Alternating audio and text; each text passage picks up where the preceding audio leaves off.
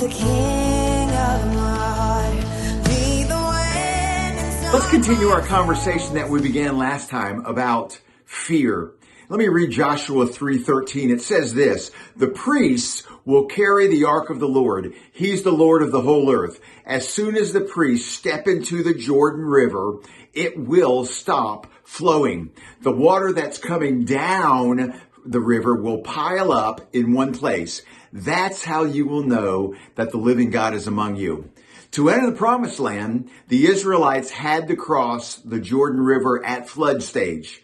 Were they afraid? I would imagine so. I would be afraid.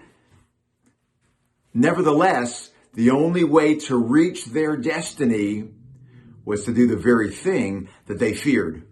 We view pretty much everything through the filter of how will this affect me? Can you imagine the Israelites, after they heard that they're to cross the Jordan River, began to talk amongst themselves and say things like, well, gosh, I don't know if I know how to swim, or, it's going to get my clothes all dirty, or, well, I like camping in this place. Every year for 40 years, we've stopped and camped in this place. And as we've been wandering, and my grandpa brought me here, and then I grew up with my family here, and I like it here. And they're just speaking those things because they're thinking, how will this affect me?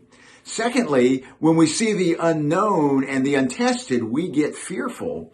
When we let fear take hold, we become even more fearful. And then we create a debilitating cycle that works like this. Fear leads to lack of action. Lack of action leads to lack of understanding. Lack of understanding breeds ignorance, and ignorance breeds fear, and there we go again.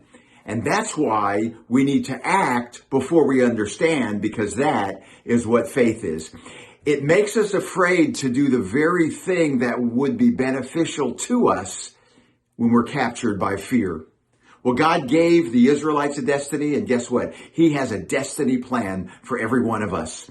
It may involve stepping out into the unknown, stepping into unknown waters. We have to decide if we want to accept God's destiny for us or be satisfied living life just like everybody else. If we choose God's destiny for our lives, we will have to step out into unknown waters, and that is living a life of faith. God bless you.